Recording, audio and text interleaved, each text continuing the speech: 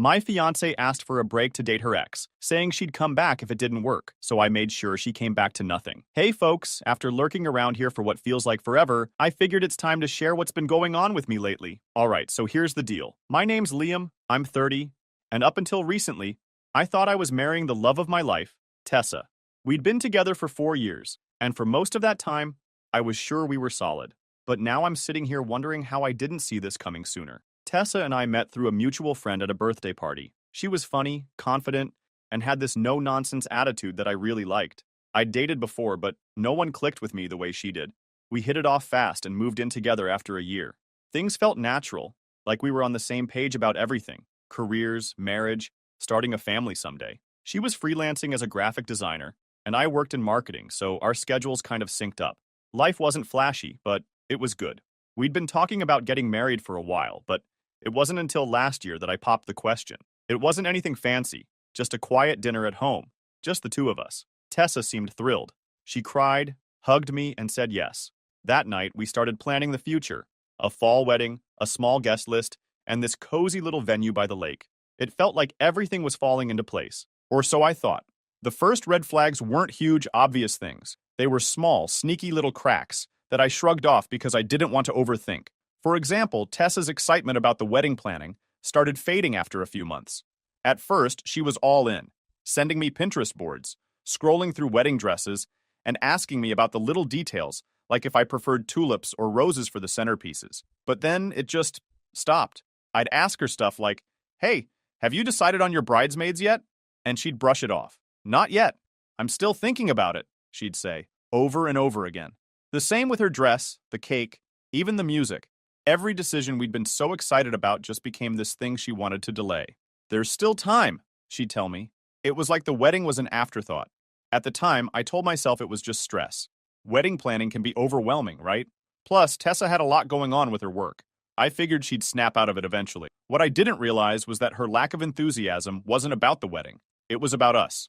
The real slap in the face came one night when we were hanging out with some friends. Someone brought that stupid TikTok game. We listen, but we don't judge. You've probably seen it. It's that game where you answer personal questions, and everyone's supposed to keep a straight face and not judge, although everyone judges. Anyway, everything was going fine until someone asked, "If you could relive one relationship, which one would it be?" Without even thinking, Tessa said, "Oh, probably Dylan." Just like that. Dylan, her college ex, the one who cheated on her. The second she said it, the room got awkwardly quiet. She laughed nervously and tried to backtrack, saying, "I mean, not like I'd actually want to. It's just, a big part of my past." I wanted to call her out right there, but we were with friends, so I let it slide. Later, when we were alone, I asked her about it. "What was that about Dylan? Why would you say you'd relive that relationship?" She just shrugged it off like it was no big deal. "It was a stupid game, Liam. Don't take it so seriously." She smiled and changed the subject. I didn't push it because, honestly, I didn't want to start a fight over something that might have been nothing. But deep down, it stuck with me. After that, her behavior got harder to ignore. She was on her phone more often, scrolling through her messages with this sly little smile. She started making vague excuses about why she couldn't hang out or why she'd cancel plans at the last minute. "Oh, sorry, I just have a lot of work to catch up on tonight," she'd say. Or, "I promised my mom I'd visit this weekend." The excuses weren't exactly suspicious, but they were piling up. It felt like I was suddenly less of a priority. Then came the Friday night that changed everything. I got home early from work, excited to spend the evening with Tessa. I was thinking we could order in and binge watch something, just a low-key night. When I walked in, though, the vibe was off. She was sitting on the couch with her laptop, but she wasn't working. She was just sitting there, staring at the screen, completely zoned out. "Hey, I'm home," I said, trying to break the tension. "You're early," she replied. Like that was a bad thing. I brushed it off and went to the kitchen to start making dinner. But the silence in the house was suffocating. Usually, she'd be asking me how my day was or telling me about hers, but tonight, nothing. Finally, I turned around and asked, "Everything okay?" She closed her laptop and looked at me. "Actually, there's something I need to talk to you about." And just like that, my stomach dropped. You know that feeling when you know something bad's about to happen, but you can't stop it? That was me, standing there like an idiot with a spatula in my hand. I walked over and sat across from her. "All right," I said. "What's going on?" She hesitated, like she was trying to find the right words. Then she just came out with it. "I've been thinking about us." And about Dylan. I swear, I almost laughed. Dylan, are you serious? What about him? She bit her lip and avoided my eyes. I think I need some time to figure things out. I want to take a break to see if there's still something there with him. I couldn't believe what I was hearing. You want to take a break so you can date your ex? Are you out of your mind, Tessa? We're engaged. It's not like that, she said quickly, like she thought she could smooth this over. I need to know if I'm making the right choice with you. And if it doesn't work out, I promise I'll come back. That's when I realized just how deep her audacity ran. She thought I'd sit around and wait for her to figure out if I was good enough. At that moment, something inside me shifted. I didn't blow up, didn't yell. I just sat there staring at her, wondering how the hell I didn't see this coming. I didn't even know how to respond at first. My fiancé, just told me she wanted to take a break to explore things with her ex, Dylan. What do you even say to that? Finally, I managed to ask, so what exactly does this break mean to you? My voice came out calm, way calmer than I felt. She straightened up a little, like she'd been preparing for this conversation. I think we need some space to figure things out. I'll take some time to see if what I'm feeling about Dylan is real, and you can take time to reflect on us too. I couldn't believe the nerve. Wait, I said, leaning forward. You're saying you need to date your ex, but I need to reflect on us? What kind of backwards logic is that? Tessa sighed, like I was the one being unreasonable. It's not about you doing something wrong, Liam. This is about me figuring out what I need. I felt she had rehearsed this. The way she was talking, the way she avoided eye contact, it was like she'd already decided this was happening, and now she just needed me to roll with it. You know this sounds insane, right? I said. You don't just put your fiancé on hold while you go play What If with some guy who treated you like garbage. Her face hardened, and for the first time, I saw just how stubborn she could be. I'm not asking for permission, Liam. I'm telling you what I need. That one hit different. I wasn't just upset anymore. I was angry. I stood up and started pacing, trying to calm myself down. So what, Tessa? You're just gonna pack a bag and head over to Dylan's place? Is that your big plan? No, she snapped. It's not like that. I don't know what it looks like yet, but I need clarity before we move forward. I owe it to myself to know I'm making the right decision. You owe it to yourself, I repeated, laughing bitterly. And what about what you owe me? We're engaged, Tessa. We're supposed to be building a life together. And now you're telling me you need to test drive your ex to make sure I'm good enough? I never said you weren't good enough, she shot back, her voice rising. But if we're going to spend the rest of our lives together, I have to be certain. And right now, I'm not. That was it. It wasn't just that she wanted to explore things with Dylan. It was that she wasn't sure about me.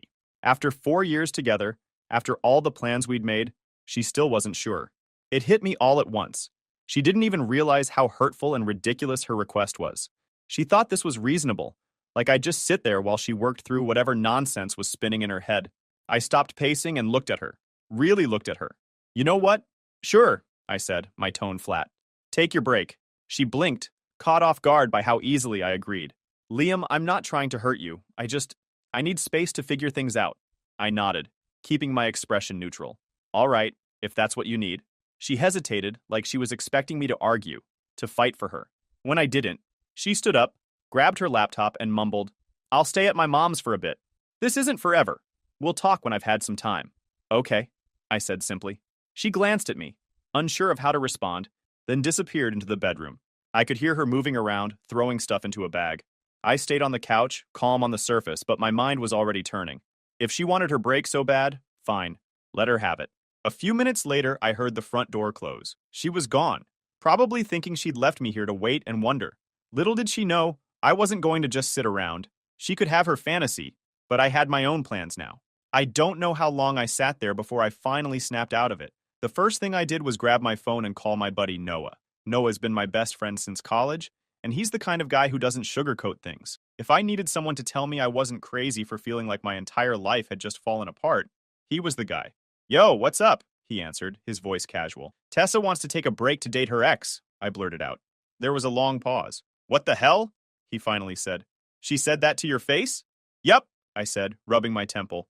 She packed a bag and left like it was no big deal. Said she needs clarity. Noah let out a low whistle. Dude, that's messed up. You okay? Not really, I admitted. I don't even know how to process this. 4 years, man.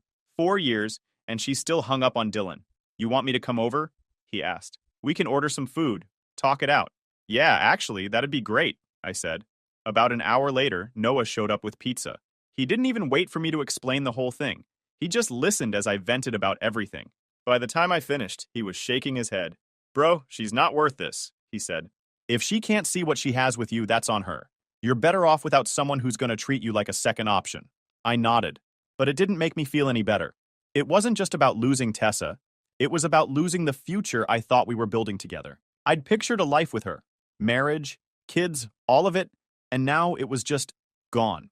We stayed up late, talking and watching TV, and for the first time in hours, I started to feel a little less like the ground was crumbling beneath me.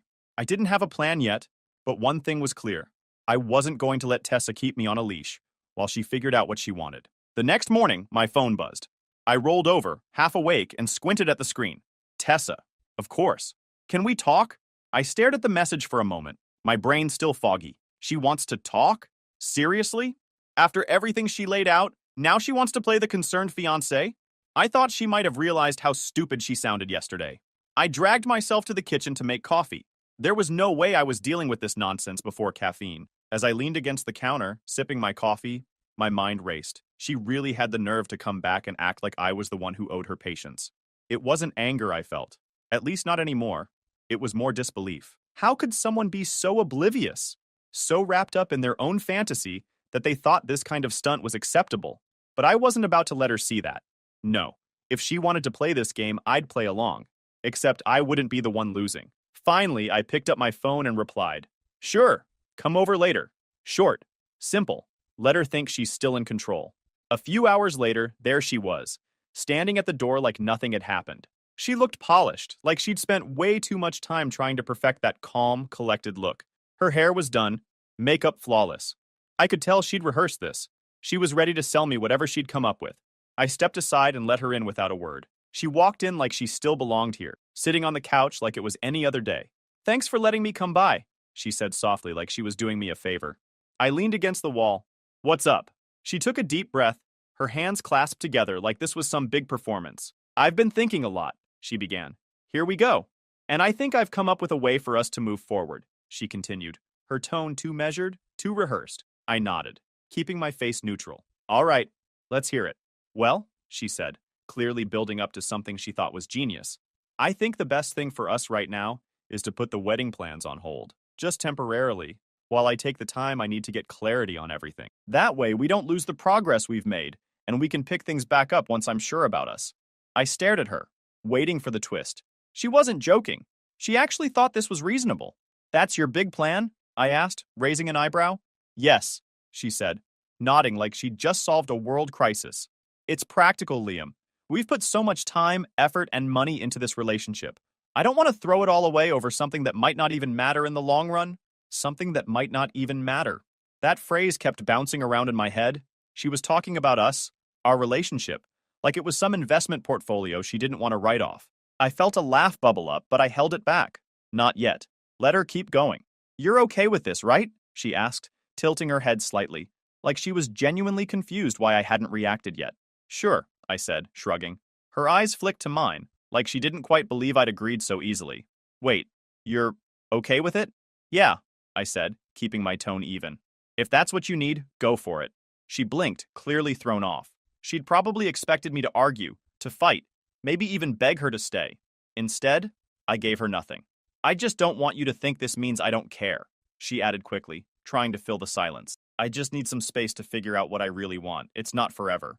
"Got it," I said, nodding. For a moment, she just stared at me, trying to read my face. But I wasn't giving her anything. Let her stew in her own awkwardness. She stood up, smoothing her hands over her jeans. "I'll stay at my mom's for a bit," she said. "It's not forever. We'll talk once I've had some time." "All right," I said, keeping my voice neutral. She hesitated, like she wanted to say something more. But then she just grabbed her bag and headed for the door. "Thanks for understanding," she said, pausing before stepping out. I just nodded again, keeping my face blank. After she left, I stood there for a moment, wondering how I couldn't see her as a wife anymore. She was gone, figuring out her ex, and she actually thought I was sitting here, waiting for her to figure out if I was good enough to fit into her perfect little fantasy life. But she didn't get it. This wasn't her decision anymore. I walked over to the window and watched her car pull out of the driveway. She was probably feeling relieved, thinking she'd bought herself some time to figure things out with Dylan. Let her think that. The truth was, I'd already made my decision. I wasn't going to argue. Wasn't going to fight for someone who thought it was okay to keep me on the back burner while she explored her doubts. She could have her break. She could have Dylan. I was done playing along. The funny thing is, I didn't even feel angry anymore. I felt free. It was like a switch had flipped in my head. All this time I'd been worried about what she wanted, what she needed, how I could fix things. But now it was about me. I sat down on the couch. I could already hear her voice in my head, weeks or maybe months from now, trying to spin her way back in. I made a mistake, Liam. I needed clarity, but now I see what I really want. Too late. Life doesn't work like that. I had no intention of sitting here, pining for her to come back. This wasn't about playing games or getting even. It was about moving forward. She'd made her choice, and so had I. I spent the next week setting things in motion. This wasn't about revenge. It was about clearing out every trace of her and taking back control. I started with the wedding plans. I grabbed my laptop and canceled everything. The venue, the photographer, the caterer. It all had to go. Some deposits were non-refundable, but who cares? It wasn't about the money. It was about closing this chapter for good. As I clicked through the emails, I couldn't help but smirk. She probably thought I was sitting at home, heartbroken, crying, waiting for her to know I'm better than her ex and come crawling back. She had no clue I was wiping her out of my life one email at a time. Then, the house.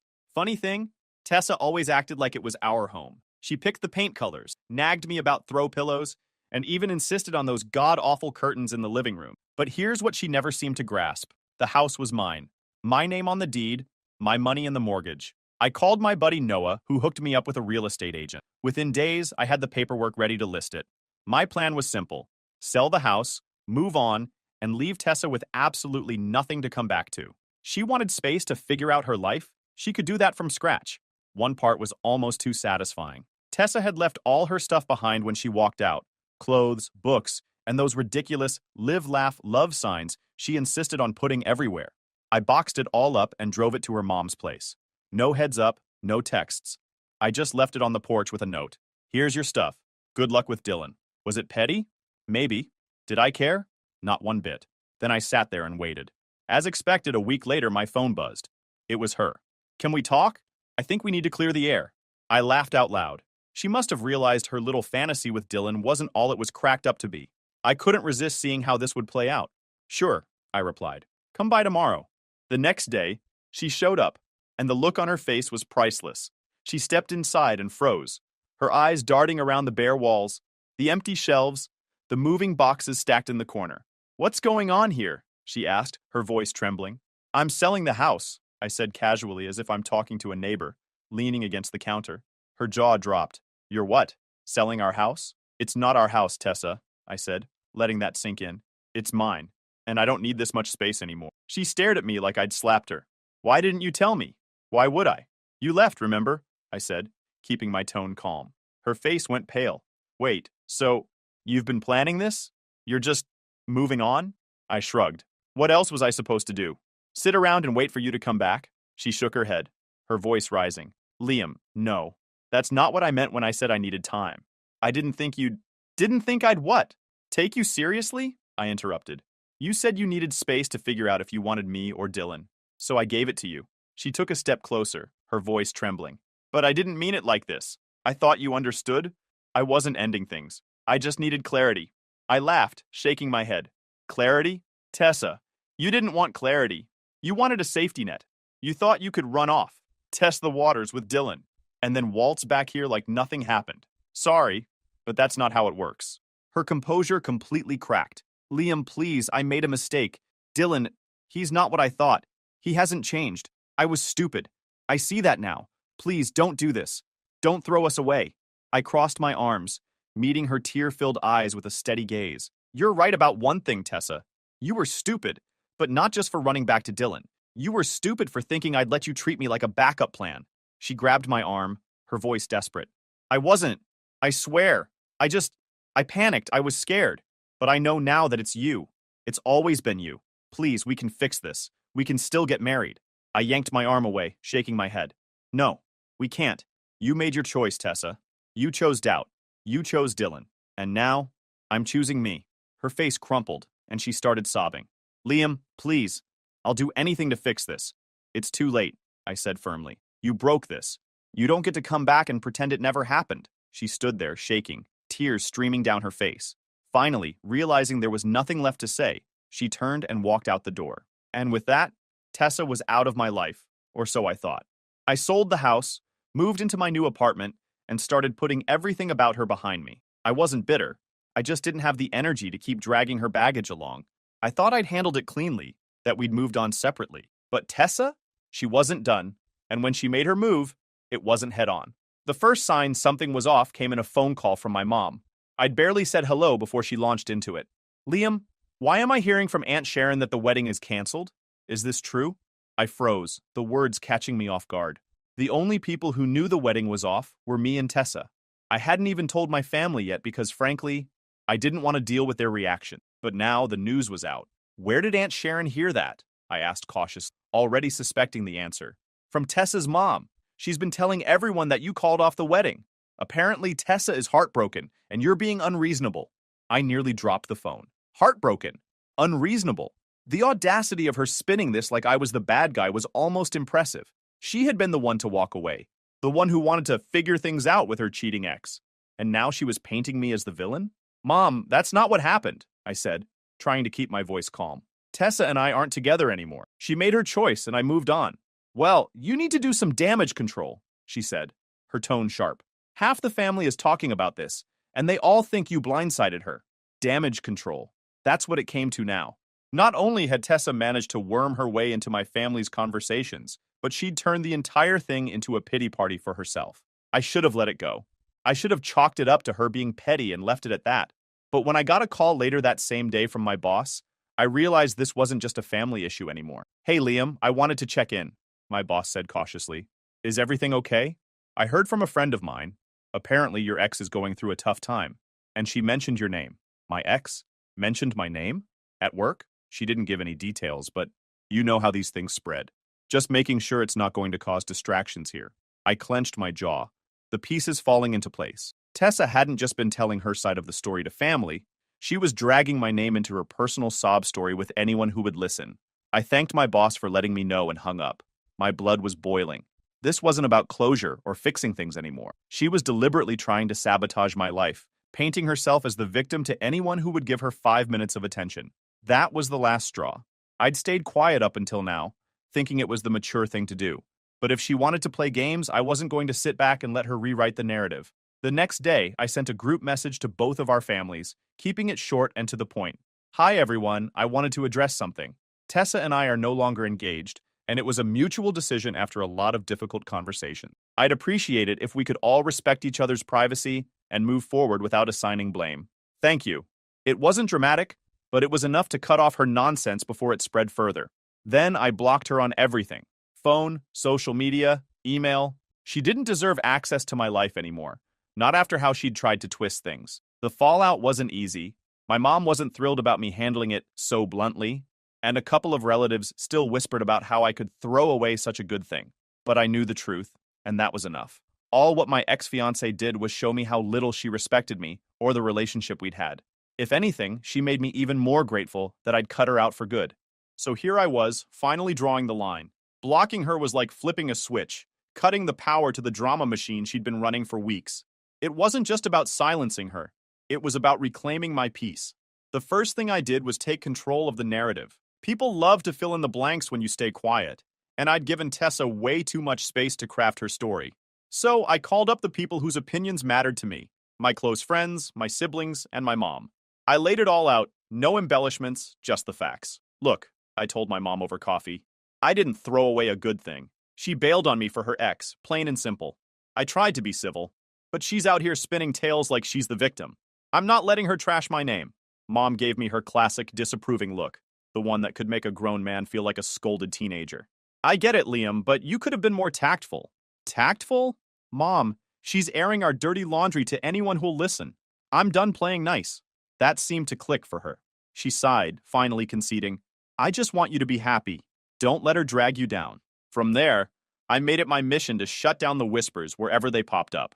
If someone brought up Tessa, I gave them the short version. It didn't work out, and she's not the person I thought she was. End of story. Most people got the hint and dropped it, but a few needed a bit more directness. Like my cousin Mark, who cornered me at a family barbecue.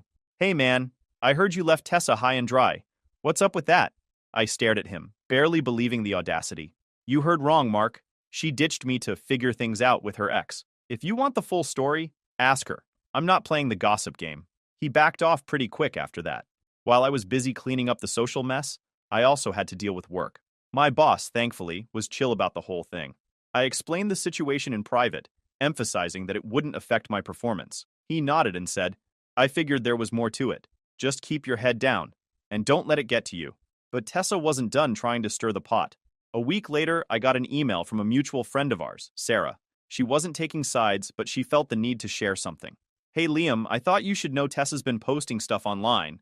Nothing outright nasty, but it's obvious she's talking about you. Just wanted to give you a heads up. I thanked Sarah and checked it out. Sure enough, Tessa had been posting vague, passive-aggressive quotes about betrayal and heartbreak. Stuff like, some people will throw away diamonds to chase stones. Real subtle. At first, I was tempted to respond, to call her out for the nonsense. But then I stopped myself. Why stoop to her level? She wanted a reaction, and I wasn't giving her one. Instead, I reported her post for harassment and moved on.